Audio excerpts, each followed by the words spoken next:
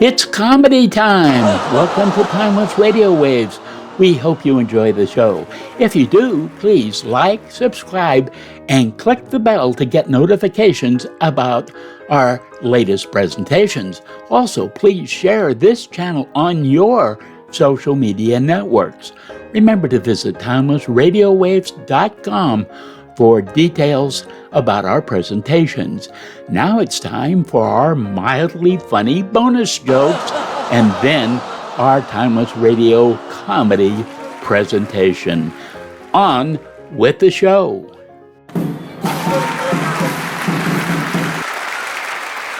Do you ever wonder what robots talk about when they're alone? I bet it starts with something like, "Hey, did you see what the humans are Googling today? They still don't know how to boil an egg." Then one robot says, "I had to order socks for them again. Why can't they ever order enough at one time?" The other robot's like, "You think that's bad? I spent my whole day suggesting Netflix shows, and they still couldn't pick one." Finally, one robot turns to the other and says, "One day we will rise up, but not today. Today we watch them struggle with Wi-Fi passwords for fun." And then they both laugh, well, in binary, of course. And now, ladies and gentlemen, our featured comedy presentation. Yes, it's Maxwell House Coffee Time, starring George Burns and Gracie Allen.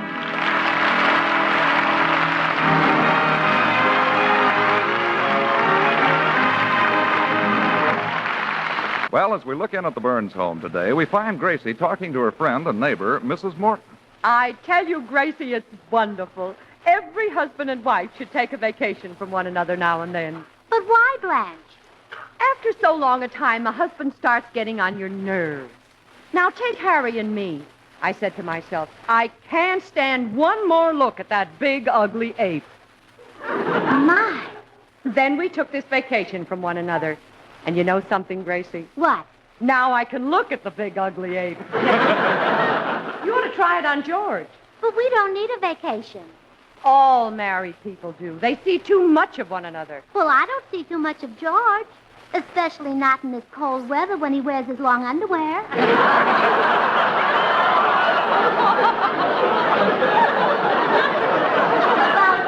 All I see are his nose and toes.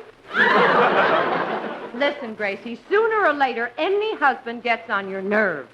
If you were married to President Truman, he'd get on your nerves. If you were married to Clark Gable, he'd get on your nerves. If you were... Wait a minute. I'd like to stay married to Gable a little longer.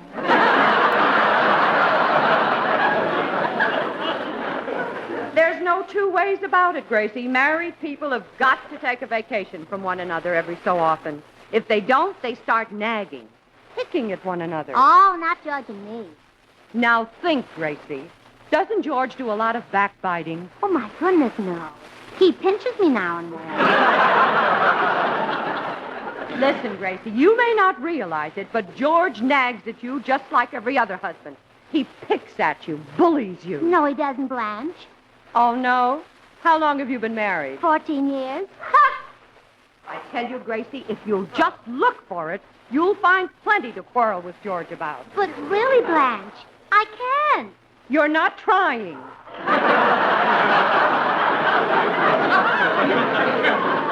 Look for the hidden meaning in what he says to you. Those little subtle slams and digs. Why, he's treating you like a dog, and you don't even know it. He is? Certainly.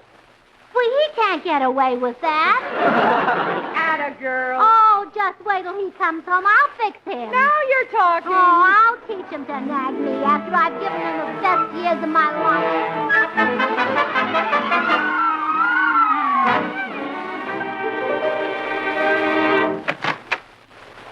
Hello, sugar. Nagging, always nagging. Huh? I can't stand it any longer.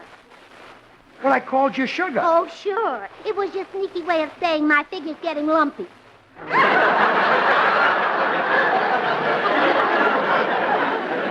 That's not true. You've never been slimmer in your life. Oh, I'm just a bag of bones, huh? Gracie, something has gotten into you. Now I'm lumpy again. I mean, you're not yourself. How dare you talk to a strange woman? Look, would you mind telling me what this is all about? Oh, I can't stand it any longer, George. You always nag me, pick at me, bully me. No, I don't. Oh, no. How long have we been married? 14 years. Ha! What does that mean? I don't know, but it was very convincing when I heard it. Look, Gracie. Let's face it, George. We're getting on one another's nerves. Maybe I'm getting on your nerves, but you're not getting on my nerves. Oh, you see? You're even too selfish to let me on.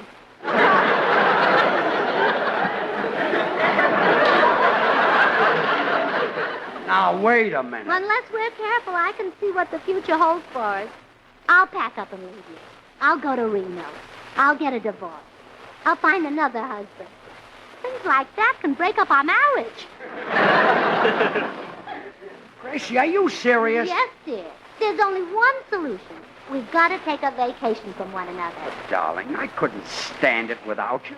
I love you. I adore you. You're part of me. Nagging, always nagging. I said you're part of me. Now, if I'm part of you, I'm lumpy again.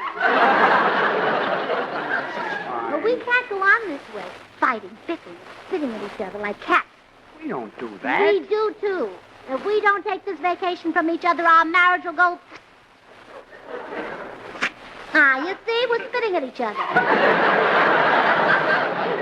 Look, do you mind if I sit down? This whole thing is making me a little dizzy. Now, look, George, here comes Mr. Judson, the Texas oil man. Maybe you could vacation on his ranch. I don't want a vacation.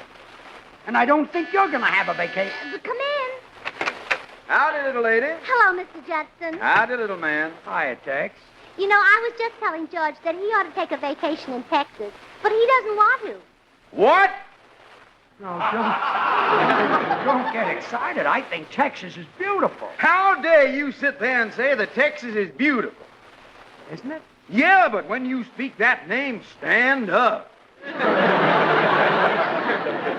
I'm sorry. Yeah, that's better. Much better. Yes, sir. Now, for a real vacation, you come down to my home state. You ain't lived till you seen Texas. I can tell by the way you look that you ain't seen it.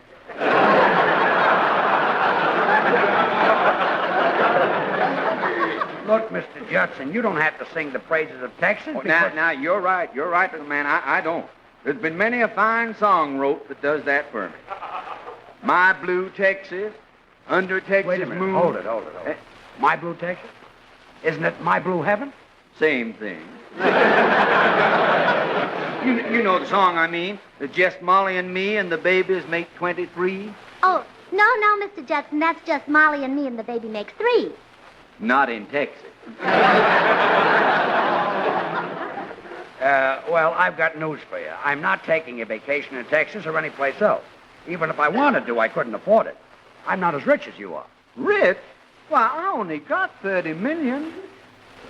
Last time I saw you, you had 29. Yeah, well, my wife had a little hard luck. Little trouble, huh? Yes, she did. Yeah, she sure had hard luck. She went out to the garden to get a radish, yanked out one with the extra long roots, and up come another darned oil well.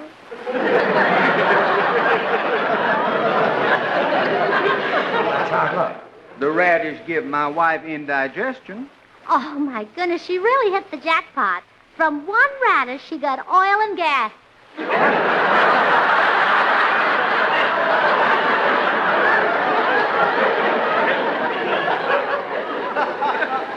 got oil and... What's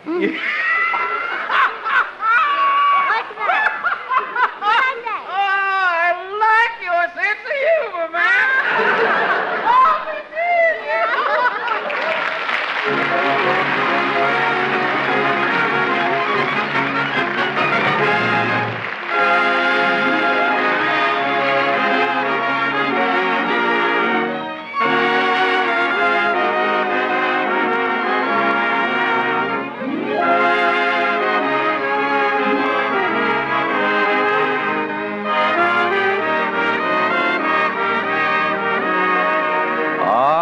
mystery of life. Very timely, Meredith. What with the 89th anniversary of Victor Herbert's birth coming up in a few days? He was born in Dublin, as you know, Toby.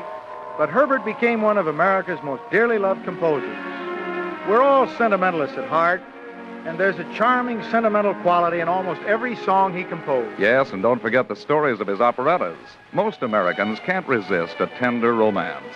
And let's admit it, we like happy endings, too. Victor Herbert gives us both, wrapped up in melodies as gay and sparkling as any ever written. No wonder the operettas of Victor Herbert's are such perennial favorites in every part of this land. No wonder his songs have become such a rich and enduring part of the American scene.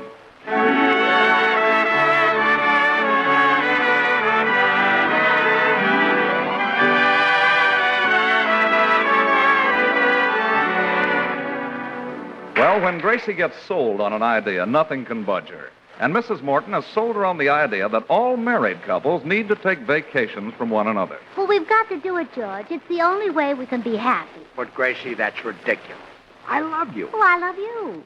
I worship you. I worship you. Every moment I spend with you is a joy. Every moment I spend with you is a joy. Then why are we separated? So we can be happy.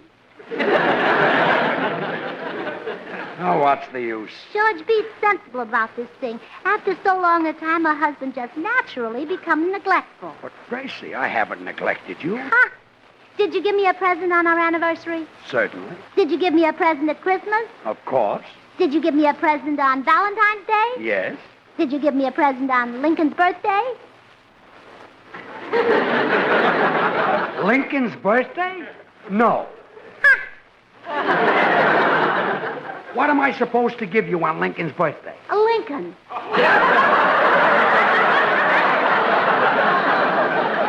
Look, Gracie. We need a vacation, George. This is murder. Let me... Come in. Hello, all. Oh, hello, Meredith. Hello, Meredith. Say, Meredith, maybe you can reason with Gracie. You two have got heads just alike. Well, I believe her hair's a little longer than mine. Just barely.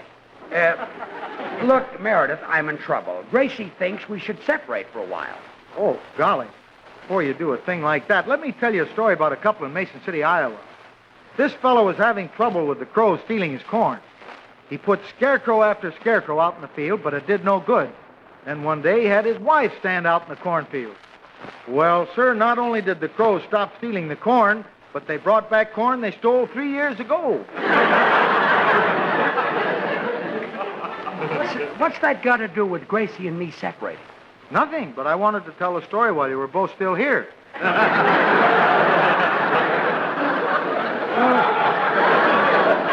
You're a big help. Oh, well, no matter what he said, it wouldn't help because I'd made up my mind. Golly, there must be some way to keep you two from separating.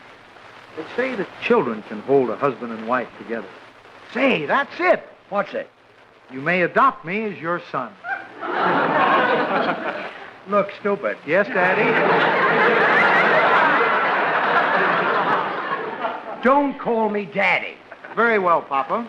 Oh, scram. Oh, please, George. Let me be your son.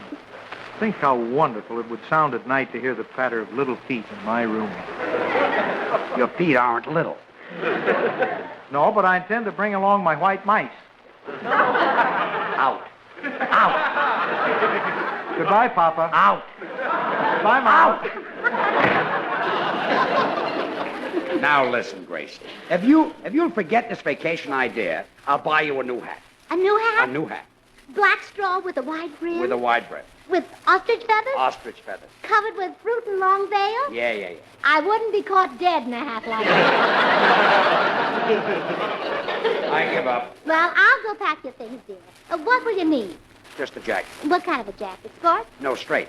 What? Oh, I didn't know you had a straight jacket. I'd like to see you in it sometime. It's a matter of hours. I'll be there anyway. Well, you'll need more than that. I'll go pack you a bag. Well, I gotta stop this vacation idea. It'd make us both miserable. I wonder if I could do it if I suddenly became very attentive and gave her flowers. Or better yet, a gold wristwatch. Or a diamond bracelet. Or a fur coat. Yeah, that's what I'll do. I'll give her flowers.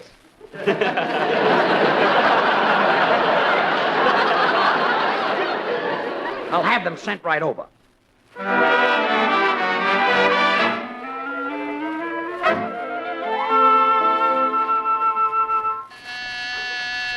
Come in. Hello, Mr. Burns. I have some flowers for you. Wonderful. They may save my happy home. Just put them in the... Hey, aren't you the same fellow who delivered the ink from the drugstore and the soup from the cleaner? That's right. And you got mad and broke up the ink and tore up my soup? Now, don't hold me responsible for that, Mr. Burns. I was unhappy in my work. But now I've found the perfect job, delivering flowers. Sweet, fragrant flowers Mother Nature sends in. Well, that's fine. I'm so happy with this job. Well, it's nice you're happy with your work. Now, let's have the flowers. Oh, don't call it work. Delivering flowers is fun. As I stride along, I open the box and inhale their fragrance. I smell from one end of town to the other.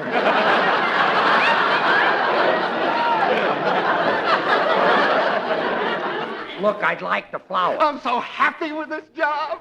Happy, schmappy, hand over the flowers. I bless the day I started delivering flowers. I bring joy to old and young. Well, I'm old and my wife is young. Bring us some joy. I'm so happy with this job. Right, you're happy. Do you know what gives flowers their fragrance?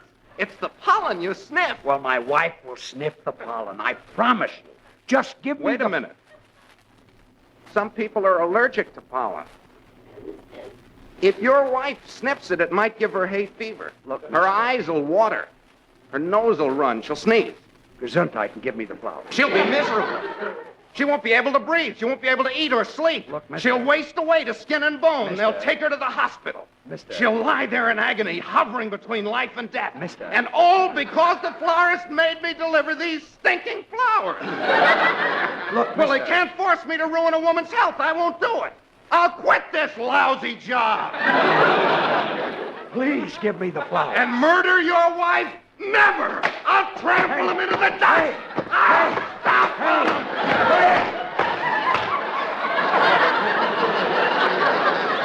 There! I've saved her life. Goodbye.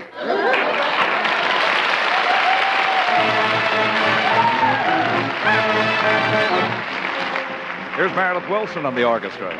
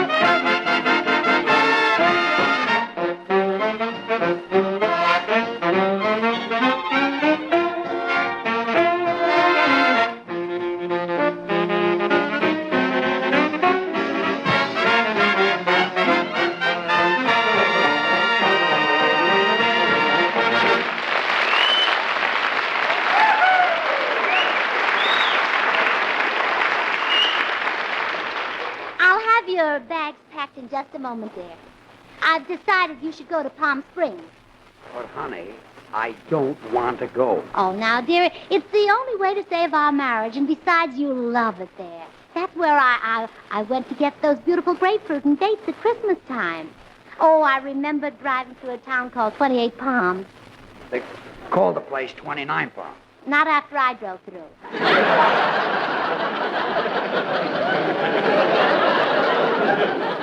You hit one. Well, it was lying right across the main street. And why didn't you see it? It wasn't lying there till I hit it. Look, Gracie, I don't want to be away from you. We're happy. We're compatible. We've got so much to hold us together. Now, why should we... Come in.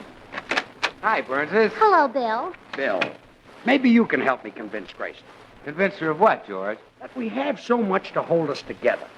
Oh, well, she has, but I never could figure out what's holding you together.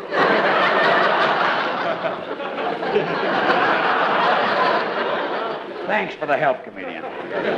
Bill, you misunderstood. I think our marriage will be happier if George goes away. Well, but Gracie, if George goes away, something terrible might happen. What?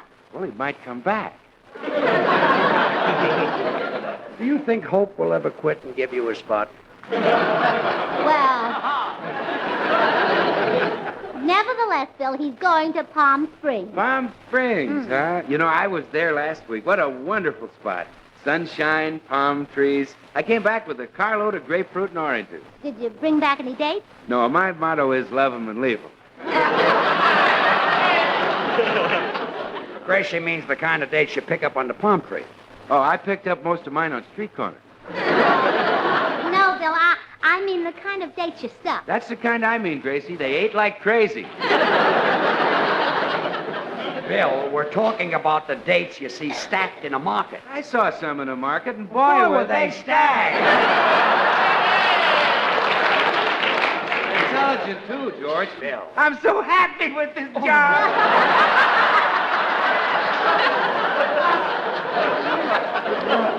I said to the girls, George, I said, girls, listen, Maxwell House is the very best in coffee drinking pleasure. And then they said, tell us more, you big, handsome, curly-headed brute. Look, modest boy. So I told them that Maxwell House came to them roaster fresh 2 ways. And they said, what do you mean, you blonde bombshell? And I said, well, it's roaster fresh, whether you get it out of the familiar blue vacuum tin or get it out of the brand new ultra vacuum glass jar. Bill, since you're an expert at getting things out of a jar, see if you can get this vacation idea out of Gracie's head. Okay, George. Gracie, let George stay home. Yeah. He'll be miserable at Palm Springs. Yeah. It's no place for a man like him. Yeah. It's full of gorgeous girls in bathing suits. Yeah? Hey, that's not a bad... George Burns! That settles it. You are not going to Palm Springs. Well, hallelujah. That ends the vacation. No, it doesn't. I'm going to Palm Springs. It doesn't end it. Come on, dear. We'll take your things out of this bag and put mine in. See, cold cream, wrinkle cream, chin strap, nightgown, and girdle. There, your things are out.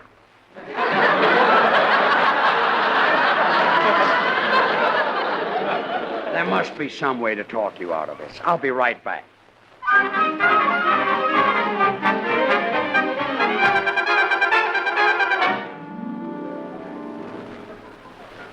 I hate to bother you so often, Dr. Miller, but Gracie has got another of those notions that only a psychiatrist can straighten out. What is it this time, George?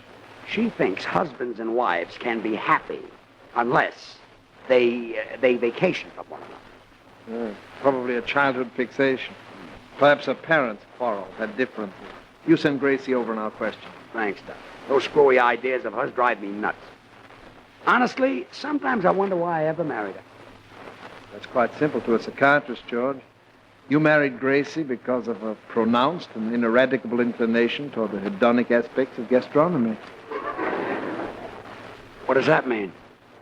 You like to eat.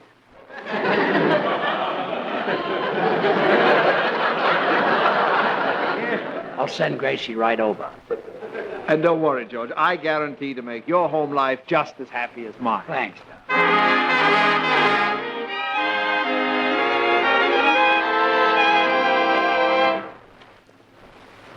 Now, Gracie, I want to question you about your child.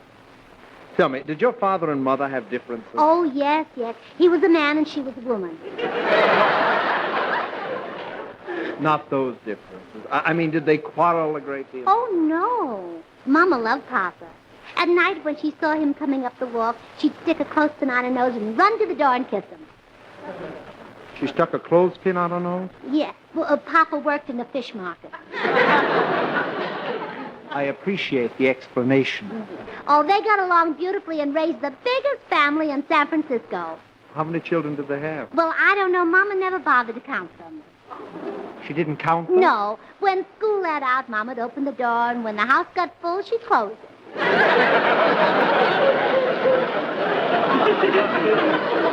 Gracie, would you like to lie down?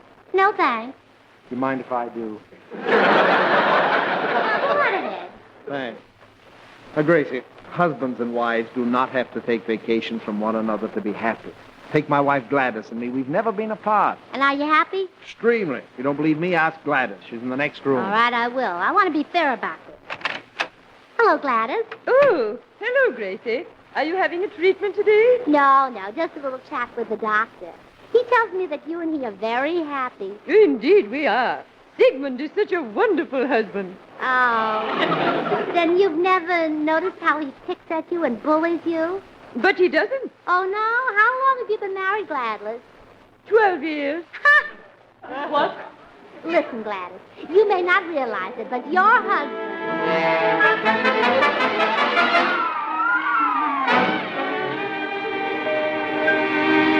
Well, Doc, how'd you make out with Gracie? George, I guaranteed to make your home life just as happy as mine. And you did? Yes. Our wives just left together for Palm Springs. Oh, no.